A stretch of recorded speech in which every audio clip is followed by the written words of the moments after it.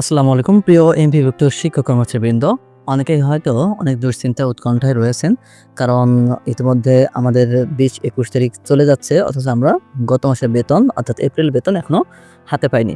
তো কবে আমরা এপ্রিল বেতন হাতে পাবো সেই তথ্যটি আজকে বিভিন্ন দৈনিক পত্রিকায় উঠে এসেছে।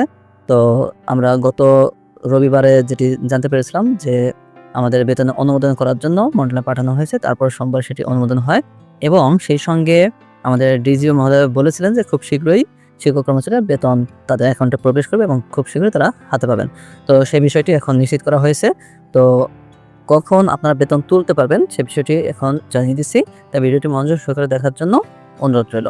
প্রিয় শিক্ষকবৃন্দ, অনলাইন পত্রিকা দৈনিকশিক্ষা.com এ জানানো হয়েছে এমপিভুক্ত শিক্ষকদের ডিসেম্বর থেকে এপ্রিলের বেতনের জিও জারি, অর্থাৎ এপ্রিল মাসে যারা রেগুলার বেতন পাবেন তাদের সহ যাদের বকেয়া রয়েছে, অর্থাৎ ডিসেম্বর থেকে যারা বেতন এখনো পাননি, অর্থাৎ সপ্তম লটে যারা বেতন পাবেন তাদের বেতনও ছাড় করা হয়েছে।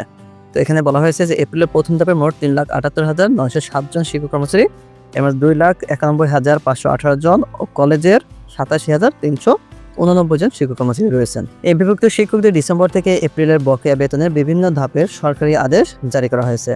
এর মধ্যে বৈশাখী ভাতাও রয়েছে। শিগগিরই শিক্ষকরা বেতন ভাতার টাকা হাতে পাবেন বলে জানিয়েছে মাধ্যমিক ও শিক্ষা অধিদপ্তরের কর্মকর্তারা। এর আগে গত রোববার এই বেতনের প্রস্তাব মন্ত্রণালয়ে পাঠানো হয়েছিল। বুধবার অধিদপ্তর ও শিক্ষা মন্ত্রণালয়ের কর্মকর্তারা দৈনিক শিক্ষা.com-কে জিও জারির তথ্য নিশ্চিত করেছেন। তো আমরা জানি যে জিও জারি হলে কিন্তু আমাদের বেতনের কোনো বাধা থাকে না, অর্থাৎ এপ্রিলে আমাদের প্রসেসিং হয়ে যাবে। অর্থাৎ জিও জারি হওয়ার পরেই ব্যাংক থেকে টাকা নিজ নিজ অ্যাকাউন্টে প্রসেস করা হয়। তো সেহেতু আমাদের আশা করছি আমরা কালকের মধ্যে টাকা পেয়ে যাব। আর যদি কোনো কারণবশত আমরা টাকা কালকে না তুলতে পারি তাহলে কিন্তু শনিবার বা রবিবারে আমরা টাকা তুলতে পারবো। এছাড়াও ডিসেম্বর সপ্তম ধাপের ১,২৪২ জন শিক্ষক কর্মচারী রয়েছেন।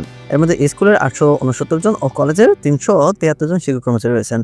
জানুয়ারির চতুর্থ ধাপে মোট ১,৫৫৬ জন শিক্ষক কর্মচারী, এর মধ্যে ১,১১৬ জন স্কুলের ও ৪৪০ জন কলেজে রয়েছেন। ফেব্রুয়ারি তৃতীয় ধাপের ১,৫৭৩ জন শিক্ষক কর্মচারী, এর মধ্যে স্কুলের ১,১২৭ জন ও ৪৪৬ জন কলেজে রয়েছেন। মার্চের দ্বিতীয় ধাপে ১,৫৭৩ জন শিক্ষক কর্মচারীর মধ্যে স্কুলে ১,১২৭ জন ও কলেজে ৪৪৬ জন শিক্ষক কর্মচারী রয়েছেন। এর আগে এমপিভুক্ত স্কুল কলেজের শিক্ষক কর্মচারীর এপ্রিলের বেতন এবং ডিসেম্বর থেকে বকেয়া বেতন সম্পর্কে সর্বশেষ তথ্য দৈনিক শিক্ষা.com জানিয়েছিলেন মাধ্যমিক ও শিক্ষা অধিদপ্তরের মহাপরিচালক অধ্যাপক ডক্টর মোহাম্মদ আজাদ খান।